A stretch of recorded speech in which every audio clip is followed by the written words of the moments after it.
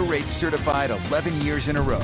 What? He just wanted to see if he could do it, I guess. I don't know. I've seen that like that before. Alana, you've seen a whole lot of animal things. I mean, that was a shimmy and a shake. Yeah. I maybe thought Honey was at the top. I don't know, but you know what? Got there. We all have personal challenges, so good for him for going for it. Glad that it worked out. Live look at Erta, where the cloud cover now noticeable in the west desert, low 80s. Out there in Tooele County, Erta sitting at 82. Now we've got several weather warnings posted. While today is quiet and we have beautiful conditions, things are changing. Already starting with those clouds, and we know that the winds will follow, and we get an elevated fire concern for a portion of the state as we head into our Thursday. Cooler temperatures are right around the corner too, so I'm going to walk you through the timeline on when to expect below average numbers. I know, big change from what we've seen this week. Live look from Moab. This is our Red Cliffs Lodge camera. It is just stunning. Clear skies in eastern Utah, so the contrast to Tooele County, because we know the clouds have not made it to the eastern side of the state yet. Satellite radar shows us exactly where they are. They're ahead of that system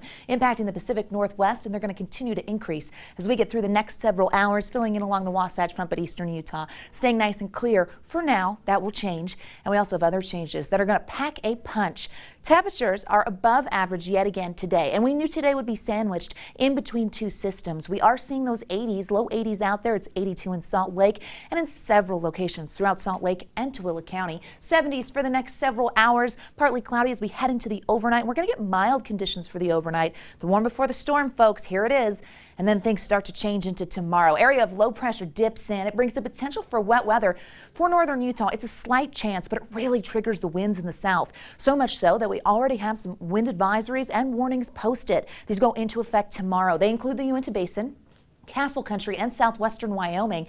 A portion of the Uinta Basin, the western side, and southwestern Wyoming, high wind warning, so gusty conditions. We're also looking at that wind advisory in Castle Country, and we know gusty conditions will lead to blowing dust, so visibility could be impacted.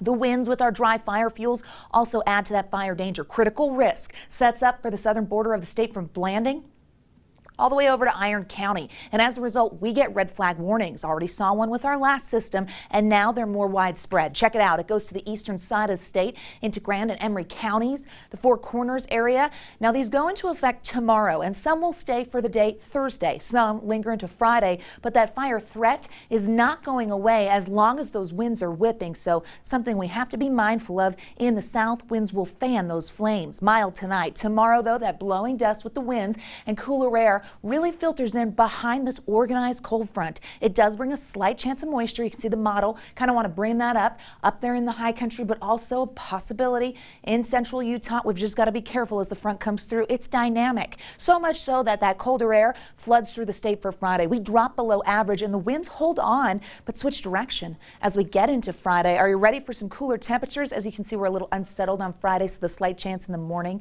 for a shower is possible.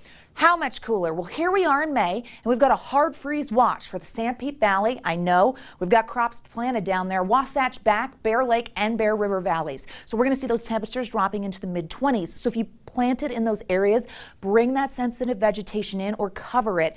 This watch is likely turning into a warning as we head into tomorrow into that 24-hour range. 60s and 70s, so below average in some spots. 80s in Castle Country where the winds are blowing, hazy conditions due to blowing dust, and the temperatures will be warm. Southwesterly winds bring in that warmer air. 97 in St. George, and then look at that temperature drop. Friday, 81, way below average as that cooler air floods through the state. We'll see winds and a warming trend as we head into next week in Washington County. All right, the Wasatch Front, here we go. A bit of a rodeo. 77 for tomorrow as the front comes in. We drop to 60 on Friday. Some locations will stay in the 50s. Pleasant weekend, though, as the warming trend brings us into the 70s. Dry conditions set up for several days, but this front, it means business. Glenn, Emily, over to you.